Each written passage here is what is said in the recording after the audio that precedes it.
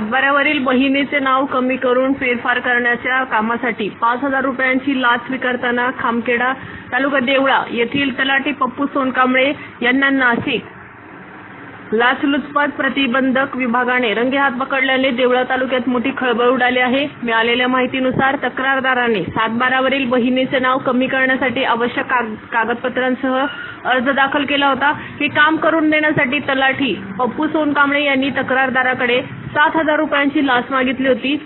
त्यापूर्वी 1,000 रुपये देण्यात आले होते। दरम्यान शुक्रवारी दिनांक 22 मे रोजी तक्रारदाराकडून देवळा शहरातील वाजगाव रस्त्यावरील रसवंती दुकानदार उर्वरित रकमेपैकी 5,000 रुपये स्वीकारताना नाशिक लाचलुचपत प्रतिबंधक विभागाच्या पथकाने सापळा रचून तलाठी पप्पू सोनकांबळे यांना रंगेहात पकडले।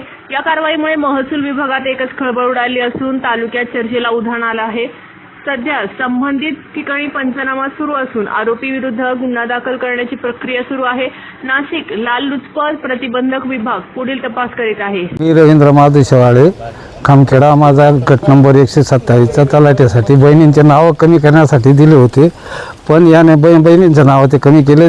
उलट माझं 7,000चं नाव कमी करून टाकलं आणि त्याच्यासाठी माझा पहिले 1,000 रुपये इसार घेतला, नंतर 5,000 आज रोजी अँटी ख्रिश्चनच्या साहेबांच्या समोर दिले।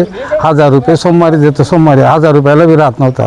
ते इतका म्हणजे मला जो त्रास दिला यांनी भरमसाठ त्रास दिला भाऊ, तरी याच्यावर आता CBIच्या साईडचे लोक कारवाई करतील त्यांच्यावर।